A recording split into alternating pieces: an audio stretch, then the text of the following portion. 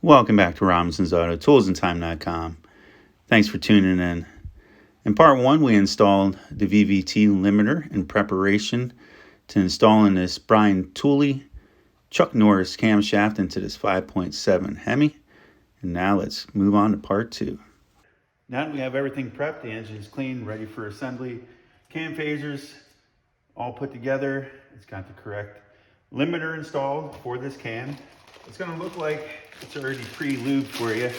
Protector that comes with it. What we're going to do, we're going to clean this down real good, and then we're going to put some assembly lube on it. Hands are all cleaned. Cam is all cleaned. I also took and I blew out every passage. We're going to take some assembly lube.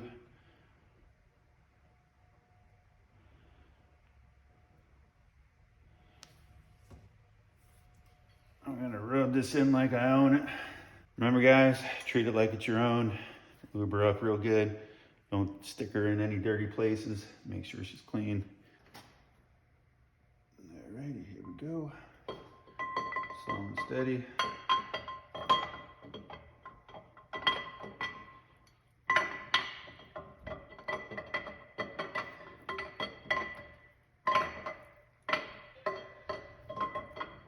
Once you get your cam in, it should spin nice and free, no binding, no resistance. Make sure you don't force it in. You don't want to damage any of your cam bearings.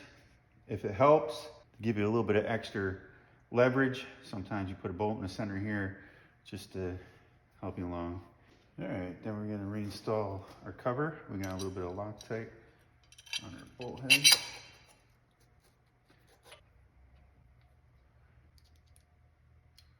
I run them down even.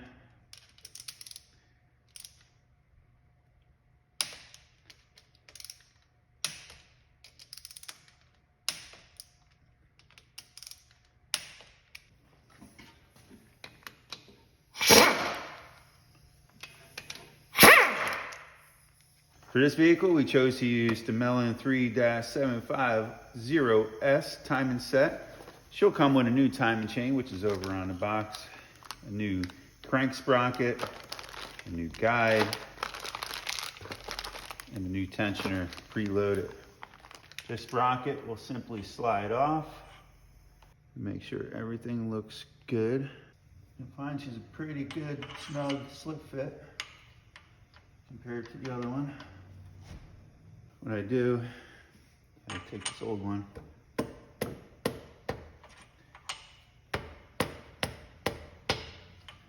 push it back like so. So you can compare the old versus new guide. You're gonna use a little Loctite. I just dump a little bit in.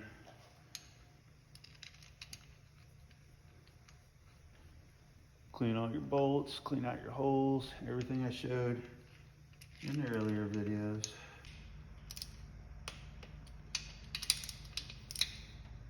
She's in tight, torque to spec. When it comes to installing the timing chain, we're gonna have to line up a couple timing marks. If you look right there, you see that little dimple on that bottom sprocket? That bottom tooth, I should say. When this is at 2 o'clock, that faces straight down. So that's where that one's at. So we're gonna take our new timing chain. We're gonna find a single mark, right? Then up top, there'll be a double mark. Single, double. Single one is gonna go down on the crank. Double one is gonna go in between the top timing mark. Top timing mark, if you look on this cam phaser, you got this bigger hole. Follow that back and you'll see an indentation right there. The double mark is going to straddle that indentation, just like so. You'll see where the dowel pin's at. It's going to be straight up. That's why I have that lined up there. So what I'm going to do, I'll give this a little dippy dip. I should always use new bolts. We got new head bolts and all to go with this kit. Wrap it around the timing sprocket. We're going to go down here, we'll find our dot, we'll put it right on that line. We'll keep everything where we like it. The dowel's going to face in there just like so. This chain's going to go like that. Now we're going to take and install this bolt. We'll give it a couple uggas.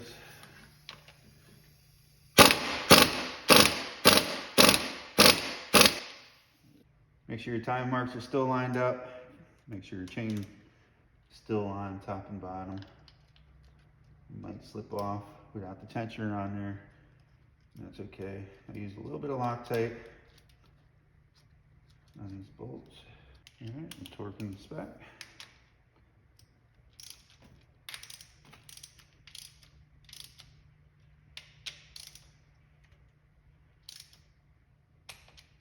Okay, let's check our marks. 2 marks are staggering the top, just like so. Going down to the crank, find your single line. You'll see only one tooth has the dot. That should be lining up perfect, like so. All right, so essentially we got 1 confirmation, 2 confirmations. 2 o'clock here on the crank is the 3rd confirmation. Number 1 cylinder at top dead center, that's your 4th confirmation. At this point, we could take and pull our pin. That'll release your tensioner. So what I like to do next is I have an axle nut that I leave on the lift. Just use that as a spacer. But as long as you have something to use as a spacer onto the crank, because your crank bolt isn't gonna go all the way in. But I wanna bar the engine around. As I turn the crank clockwise, it's going to pull all the slack out of the non-tensioner side. So just the guide side is going to get it's going to pull it tight against this guide. It's going to put all the slack over here, let that ratchet out as much as it can. It's going to take 2 full revolutions to get this top mark at 12 and the bottom mark at 6 and the key at 2. And also you can watch top dead center. Don't expect it for these marks to line up again. And that's okay. You'll have to bar it around multiple times to get that to happen, but it's not gonna move. It's pretty much where it is right now. So we're just gonna get this to where it goes. Now we're gonna bar the engine around. I just like to wipe out the cylinders that were up.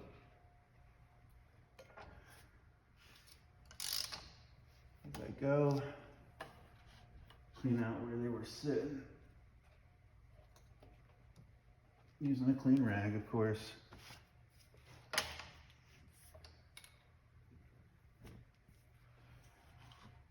I like to clean out the cylinders as I'm going.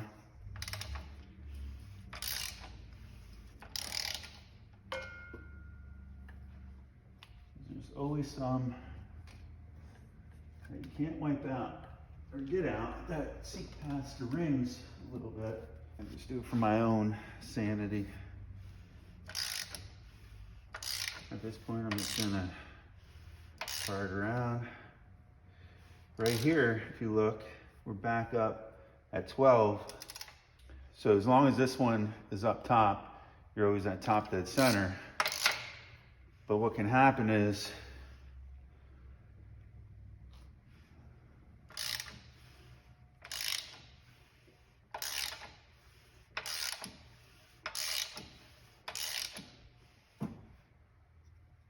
you can see number 1, top dead center.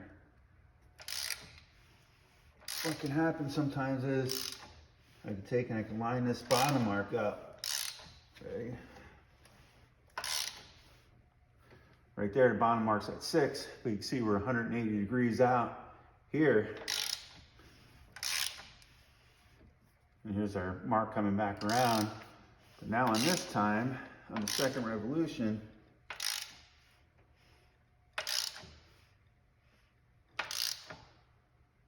oop, I just went past it. It's gonna take me 2 times again.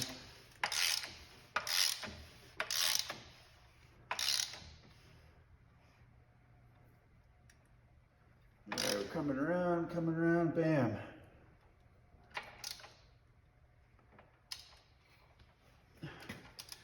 if you look over here, you watch this number 1 cylinder.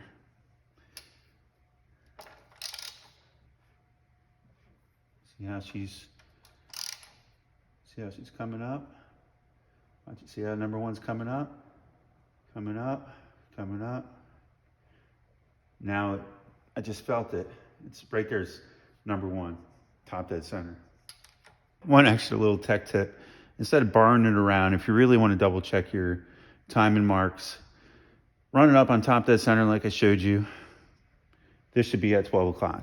But what you could do is make your own double marks, stagger in your top timing mark.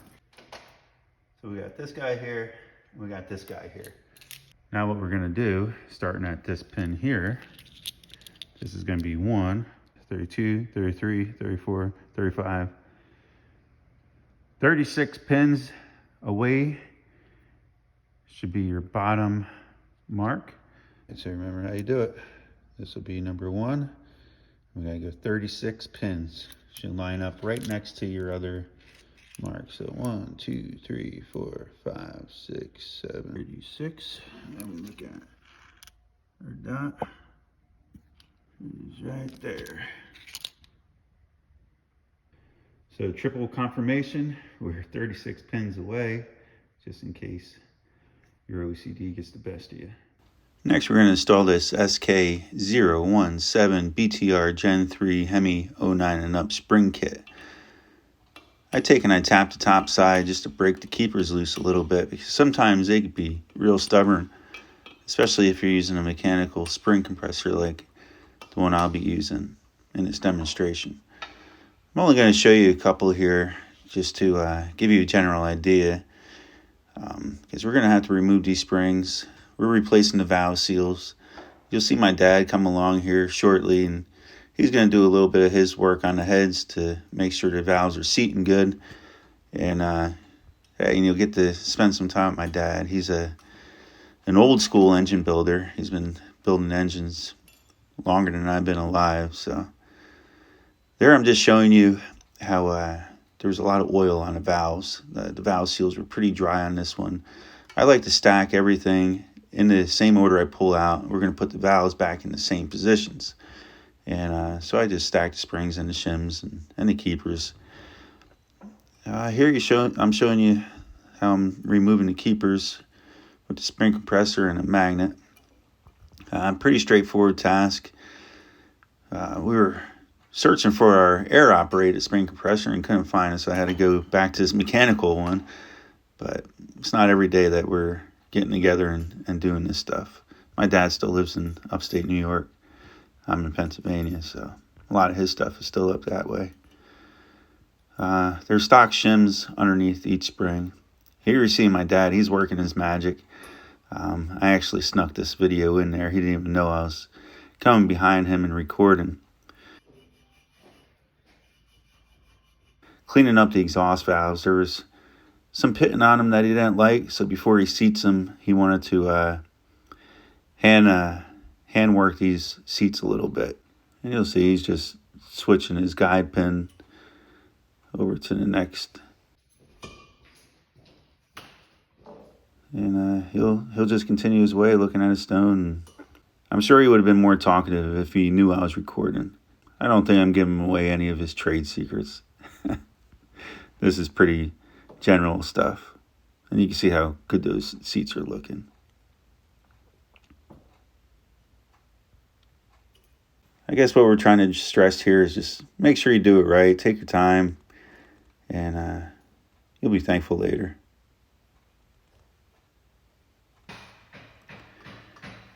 Now he's just mechanically seating the valves. You know, a little bit of valve grinding compound in there. You can use a lapping tool.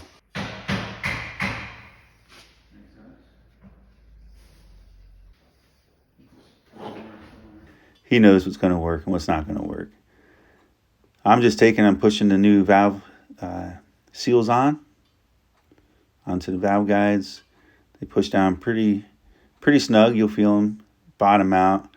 Then I just take and give them a slight tap, and you'll hear the difference in the sound when you're fully seated.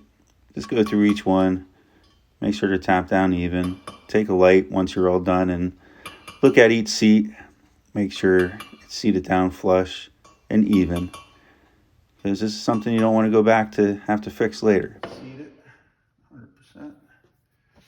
Magic box. Here I'm sneaking another peek. My dad's opening up his box, and once he starts digging through the stuff that he brought along with him, he likes to talk about it. So he's showing me all of his sporting tools for his race engines that he builds. And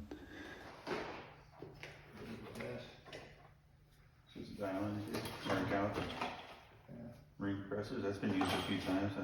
I got everything in here. All that? Yeah. Won't like shit. Is that what this one? 30 over. 30 over. That might be 30, I'm not sure. Oh, this is top cam stuff here. Yeah. I got all kinds of like goes on the crankshaft, I'll show you. Okay. The dial indicator. How's that for when you degree the can? Put that on the crankshaft. Okay. I got it. And that just tightens up on here, cool. Around the keyway. So when you're degreeing the can, we Bring it up on top of that center. Bring your piston up on top. This is for holding the dial indicator. okay. This is your top and center stop. Put on the head. Okay. Boom. And you zero that out, make it off a couple of degrees, then turn it around till it stops again. Take a reading, and you split it, and then you put that on. Oh, so you set this height of this stop, you put this on 2 head bolts? Yeah. And you set this to touch the piston? Yeah, so it stops, and you read your dial indicator where it's at. Oh, Then nice. you turn it, write it down, then you turn it the other way, it stops and read it, and read the distance between, once you read the distance between 0 and whatever it is. Okay. And then you get your true top that center. Take the calipers out of there.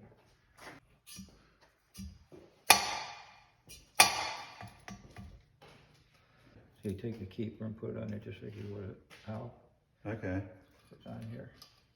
Put 2 keepers in there. You take this. Use the depth part of it. Well, actually, we already got the shim in there, so I was going to show you with the shim out of it. That's fine. Oh, make sure it's 0. Should be. Yeah, okay, because I zeroed it out before. Okay, to the top. Let me see. No, let me see. There we go. Yeah, you get to the bottom of that. Yeah, the bottom of it. 1 and 970 thousandths. So we're really, really close. Yeah. Yeah, so you're 1970. Yeah. This is install height, right? Install height, yeah. So this says 1.875. If we take, I just want to try to measure it myself here. Pretty good. Right at the bottom. Oh, yeah, you're right there. Dead nuts on. Can't get that out. That's how they take it apart. Okay. How about I could put it there, right? Good try. Just curious.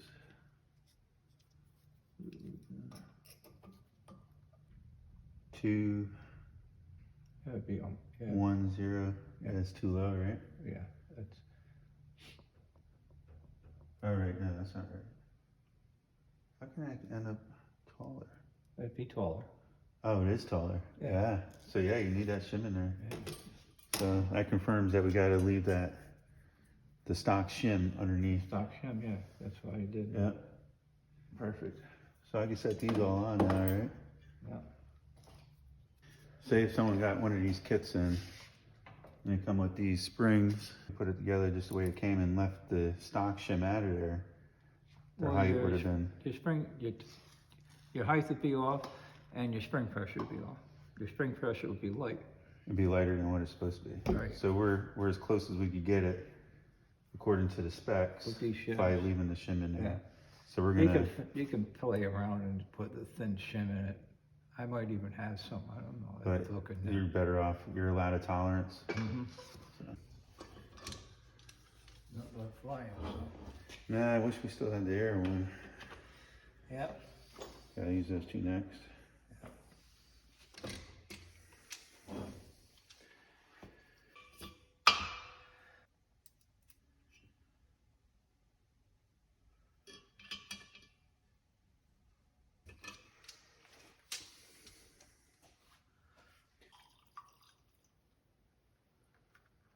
Or we just do them all? Fill them all right away? You know right away.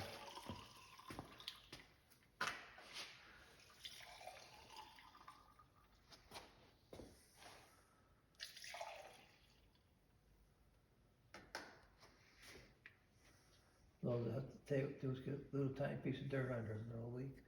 So, they're good. Shit, No leaks? nope. Dry as a bone.